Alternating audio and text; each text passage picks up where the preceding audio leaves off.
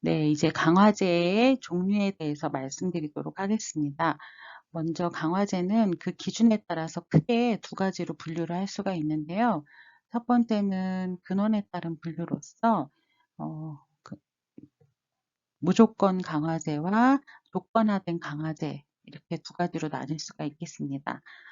무조건 강화제는 특별히 강화에 대해서 학습한 역사가 없이 강화제로서 기능을 하는 자극 변화를 무조건 강화제라고 합니다. 그래서 1차적 강화제라고도 하고 학습되지 않은 강화제라고도 하는데요. 네, 구체적으로는 음식, 물, 산소, 온기, 성적 자극 등 이런 인간에게 필요한 어떤 자연적 조건들 이런 것들이 1차적 강화제가 되기도 합니다. 또 이런 사람의 온기, 신체적 접촉도 무조건 강화제가 될 수 있는데요. 먼저 접촉 조건에서 아기가 눈맞춤을 하면 어른이 바로 눈맞춤을 좀 하면서 달래주고 이렇게 스킨십을 해주고, 네, 근데 비접촉 조건에서는 아기가 눈맞추면 아이를 건드리지 않고 눈맞춤 미소를 달래기를 하는 연구가 있었어요. 이 연구에 참가한 모든 아기들이 접촉이 포함된 조건에서 더 오랫동안 눈맞춤을 하고 더 높은 비율로 미소를 짓거나 소리를 내고 더 적은 시간 울고 저항을 했다고 합니다. 이런 연구에서 알 수 있듯이 접촉 자극, 스킨십이 유아 행동의 1차적 강화제로서 작용하고 있음을 보여줄 수 있다. 이렇게 결론을 내린 논문도 있습니다. 먼저 조건화된 강화제에 대해서 살펴보면요. 조건화된 강화제는 원래는 중립적이었던 자극인데 하나 이상의 무조건 강화제나 조건화된 강화제와 자극적 페어링을 통해서 강화제로서 능력을 획득한 경우를 말합니다.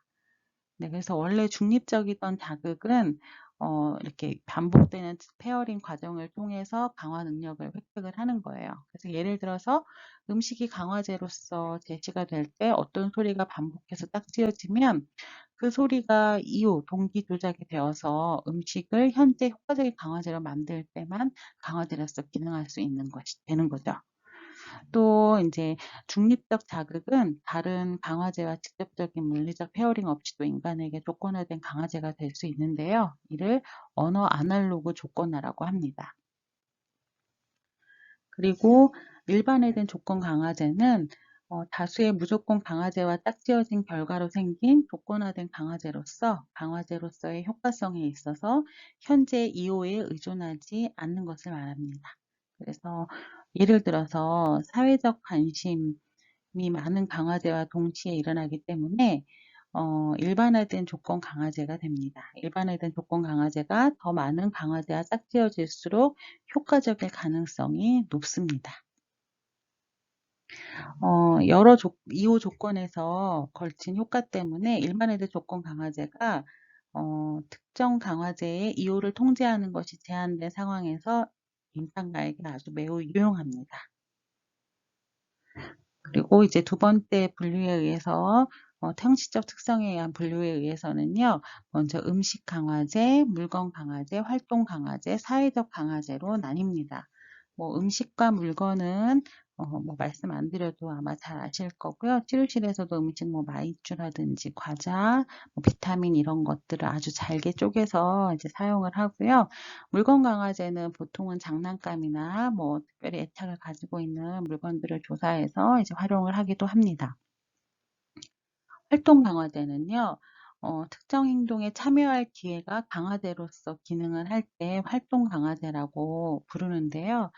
구체적으로는 일상적인 활동에서 게임하기, 책 읽기, 음악 듣기, 아니면 책 가지고 아니면 책 보기, 뭐, 어, 선생님하고 밥 먹기, 체육놀이 하기, 몸놀이 하기, 여러 가지 이런 것들이 있는데, 이 활동 강화제를 이해할 때, 두 가지, 네, 두 가지 원리가 있어요. 그래서 프리맥의 원리와 반응 결핍 가설이 있는데요. 이것은 좀 다음 화면에서 또 이어서 설명드리도록 하겠습니다.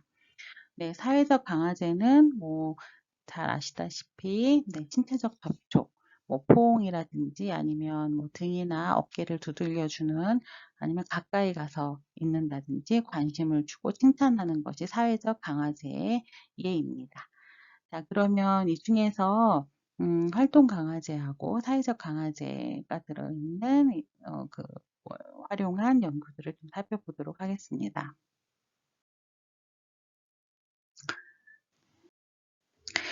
네, 자폐증과 행동 문제가 있는 3명의 학생에게 수학 문제지를 다 풀면 장난감 가지고 놀게 해주겠다 하는 그러한 중재를 적용을 한 연구인데요. 기초선 동안에 기초선에서 교사는 학생에게 최선을 다해서 문제를 풀라고 네, 합니다. 그리고 시간이 종료되기 6분 전에 문제지를 다 풀면 새로운 숙제를 주거나 다른 할 일을 주었습니다. 네. 그리고 이제 중재는 어떻게 했냐면요. 중재 첫날에는 아동들을 이제 수학 문제를 다 풀면 아동들을 다른 방으로 데려가서 다양한 장난감을 가지고 놀게 했습니다. 그래서 교사가 학생에게 정해진 시간에 수학 문제를 풀면 약 6분간 장난감을 가지고 놀 수 있다고 말해줬어요. 그 결과를 보시면요. 모두 기초선 보다는 다 이제 증가를 했죠. 네, 기초선 기간보다는 수행 비율이 증가했고, 결과적으로는 달성 기준을 초과하기도 했습니다.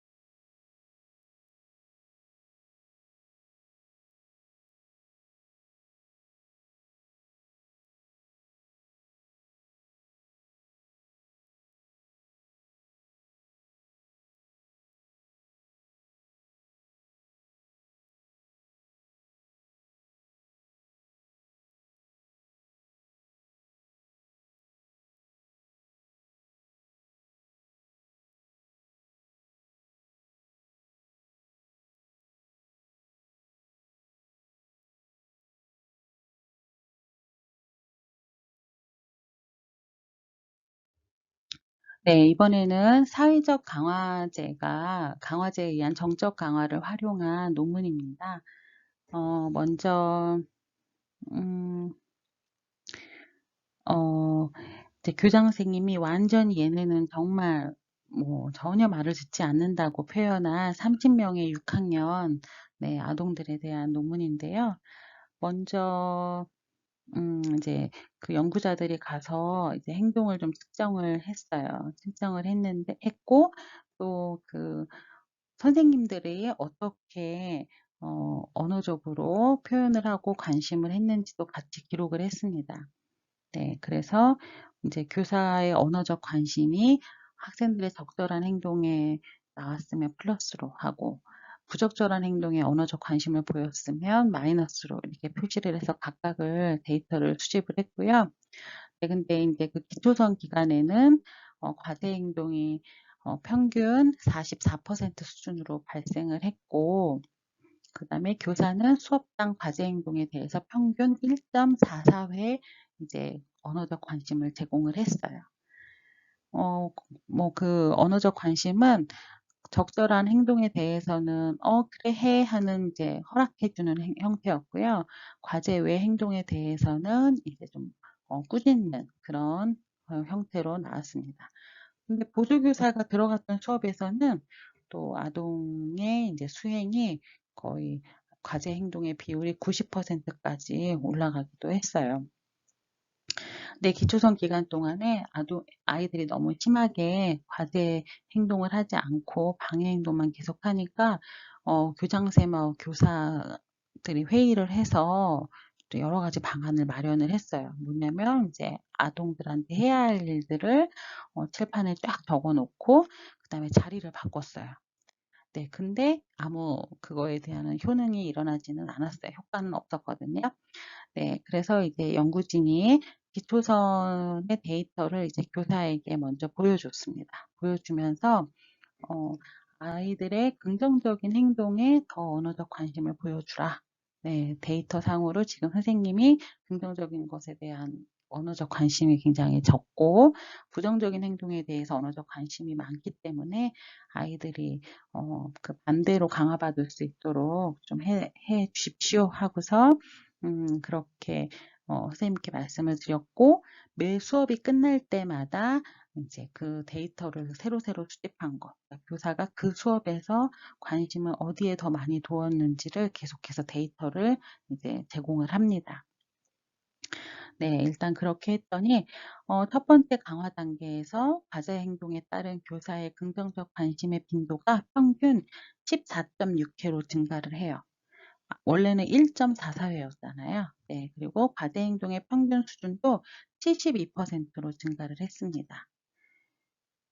그리고 이런 실제 수치상으로도 그렇지만 교사와 그다음에 교장 선생님 그리고 자료 수집가도 현저하게 아이들이 과제 행동이 늘었다. 그리고 아이들이 떠드는 소리는 줄었다. 이렇게 보고를 했습니다. 근데 우리는 연구기 때문에 항상 관전 단계를 통해서 검증을 하잖아요. 그래서 기초선 기간으로 다시 돌아가는데 설정이 그때는 또 과제 행동에 대해서 거의 강화를 주지 않았어요. 교사가 일부러. 그리고 그랬더니 학급 과제 행동이 급격하게 감소를 하죠. 네, 그래서 또 주변에 이제 그런 객관적인 평가로는 방해 행동과 떠드는 소리가 다시 급증을 했다. 그래서 다시 중대를 적용합니다. 과제 행동에 언어적 관심을 제공하는 것. 그랬더니 다시 높은 수준으로 과제 행동이 증가가 되고 유지가 되었습니다. 그러한 내용입니다.